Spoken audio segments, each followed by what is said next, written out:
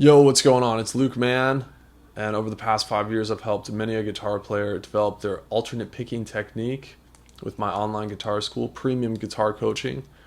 And I've taken note of all the epiphanies my clients have had, all the breakthroughs, and I've put them into a free course, which is in the description below. There's a link for that. You can get it for free. So, yeah, I really recommend diving into that before you get into what we're going to talk about today, which is going to be 2-note per string passages, because a lot of players, they don't necessarily realize that they're actually not alternate picking. They think they are, but they're not. And so I worked out all the kinks so that you too can have really flawless and clear alternate picking. Stay consistent up and down.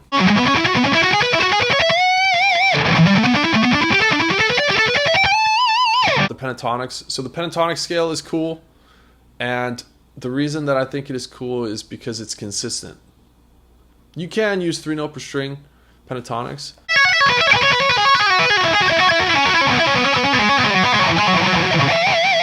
but pretty much once you learn the 5 shapes of the pentatonic scale, everything's going to be 2-note per string, or at least it's laid out that way that you can have it as 2-note per strings.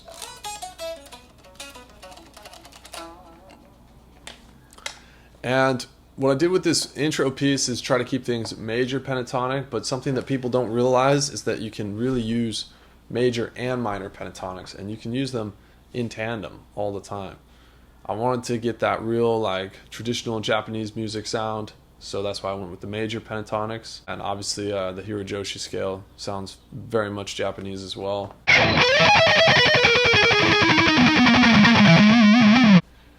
I didn't use that in the intro, but I will play that. Yeah, a lot of people are really used to the Kirk Hammett style lick.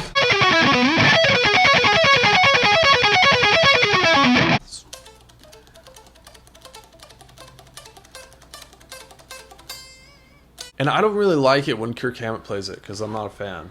But, when Zakk Wylde basically does the same thing, I think it's freaking awesome, So, yeah, that's just one lick, and it's pretty easy to play. I really like doing the sextuplets, going 2 notes per string, down 3 strings. I think that's exciting. So let's say we're in a blues jam, we're playing E. So what you can do is you can play the C sharp minor pentatonic.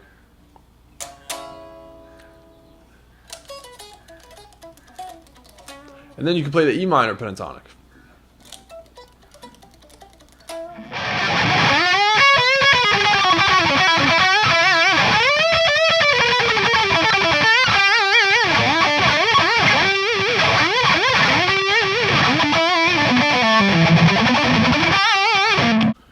And you can stick to that one shape, or you can go out and you can learn some of the others as well. The reason it's really cool to develop all these different patterns, because basically that's what it is. They're all just different patterns that I hear them used a lot. There's this one. There's this one.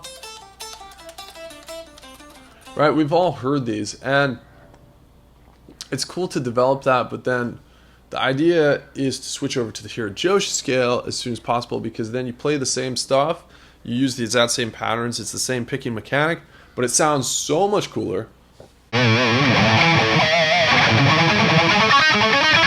You can actually play 3-note per string pentatonics if you want to stretch out a little bit.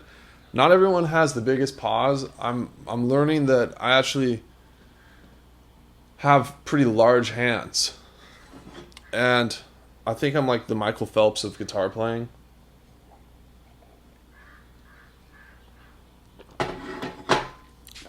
That's why my hands just developed to be big. That's my theory.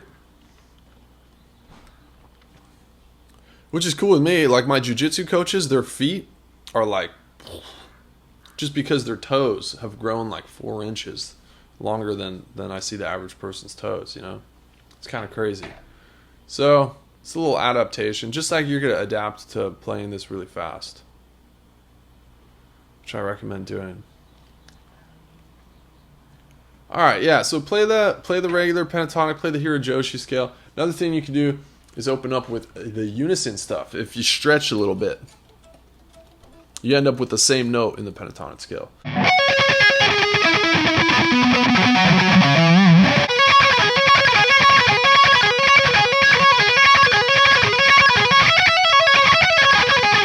there, you can veer off into your